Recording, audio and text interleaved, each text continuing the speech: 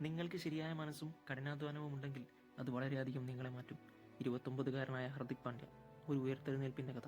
IPL സീസണിൽ മുംബൈയിൽ തുടങ്ങി ആദ്യ നാളുകൾ. ഒരു പിടി കപ്പുകൾ, നേട്ടങ്ങൾ. പിന്നീട് അദ്ദേഹം ഗുജറാത്തിലേക്ക്. ആ സീസണിൽ തന്നെ അവരെ കിരീടത്തിലേക്ക് നയിച്ചു.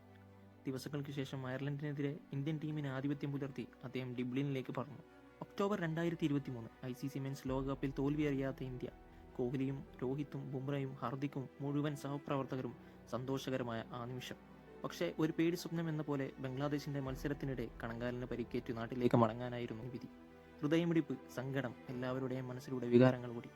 എല്ലാത്തിനുമുപരി അവന്റെ മനോഭാവം എന്തു തന്നെയായാലും എല്ലാവർക്കും അവനെ വേണമായിരുന്നു. അവിടെ നിന്ന് എല്ലാം മാറി തുടങ്ങുകയായിരുന്നു. 2024 മാർച്ച് ഹർദിക് പാണ്ഡ്യ വീണ്ടും മുംബൈ ഇന്ത്യൻസിൽ ചേർന്നു.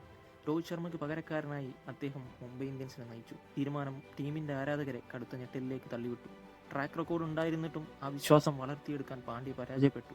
സീസണിന്റെ അവസാനത്തിൽ മുംബൈ അവസാന നാലിൽ ഫിനിഷ് ചെയ്തു. അത് ആരാധകർക്കിടയിൽ ഒരു ഭിന്നത സൃഷ്ടിച്ചു. ഹർദിക് പാണ്ഡ്യയുടെ കരിയറിലെ ഇരുണ്ട വഴികൾ തുടർക്കഥയായി തുടങ്ങി. അദ്ദേഹത്തിന്റെ എല്ലാ തീരുമാനങ്ങളും പൊടിപിടിപ്പിക്കുകയും പിഴക്കുന്നതുമായി തോന്നി. എല്ലാ ക്രിക്കറ്റ് ആരാധകനും ഏറ്റവും മോശം എന്ന് മുദ്രകുത്തിയതിനാൽ ആർക്കാണ് മുംബൈയുടെ 2024 ക്യാമ്പയിനെ മറക്കാൻ കഴിയുക? മുംബൈ കെട്ടിപ്പടുത്തത് 5 IPL കിരീടങ്ങൾ. അതിനാൽ ഹർദിക് പാണ്ഡ്യയുടെ ക്യാപ്റ്റൻസിയിൽ ഇത്രയും മോശം പ്രകടനം ആരാധകർക്ക് പോലും ചിന്തിക്കാവുന്നതിലും അധികമായിരുന്നു.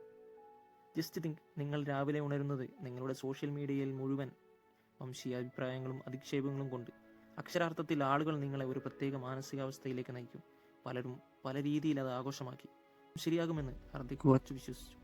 ഇതിനിടയിൽ ഹർദിക് പാണ്ഡ്യ വിവാഹമോചനം പ്രഖ്യാപിച്ചു. എല്ലാം തകർന്ന അയാളുടെ മുന്നിൽ ബാക്കിയായത് അയാളുടെ വിൽ പവർ മാത്രമായിരുന്നു. ഒരു തിരിച്ചുവരവിനായി കാത്തിരുന്ന നാളുകൾ. 2024 ജൂൺ 29 മനോഹരമായ ഇന്ത്യ ദക്ഷിണാഫ്രിക്ക T20 ഫൈനൽ. ആദ്യ ഇന്നിങ്സ് പ്രതീക്ഷകൾ, രണ്ടാമത്തെ ഇന്നിങ്സ് ഹൃദയമിടിപ്പ് കൂട്ടിക്കൊണ്ടിരുന്നു. ിലൂടെ വിയർപ്പൊഴുകി, വിരലുകൾ പരസ്പരം പിണഞ്ഞു. ഒന്നുകിൽ കപ്പ്, അല്ലെങ്കിൽ വീട്ടിലേക്ക് മടങ്ങുന്ന വഴി. ബുംറ, പിന്നെ ഹർദിക് പാണ്ഡ്യ അപകടകാരിയായ ഡേവിഡ് മില്ലറെ പന്തെറിഞ്ഞപ്പോൾ എല്ലാം ഒരു മുൾമുനയിലായിരുന്ന നിമിഷങ്ങൾ. ഹൃദയങ്ങൾ തകർന്നു. സൂര്യകുമാർ യാദവ്, എന്തൊരു ക്യാച്ച്, രോമാഞ്ചം.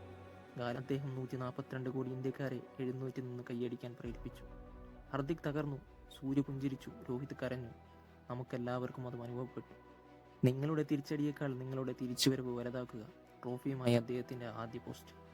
ഇന്ത്യൻ ടീമിൽ ഹർദിക്കിന്റെ സ്ഥാനം സംബന്ധിച്ച് ചോദ്യങ്ങൾ ഉയരുമ്പോൾ ഒരു കാര്യം ഉറപ്പാണ്: ഹർദിക് ഓരോ തവണയും തിരിച്ചു വരും. അദ്ദേഹത്തെ പോലെ മറ്റൊരു ഹർദിക് അതിനുണ്ടാവുമോ?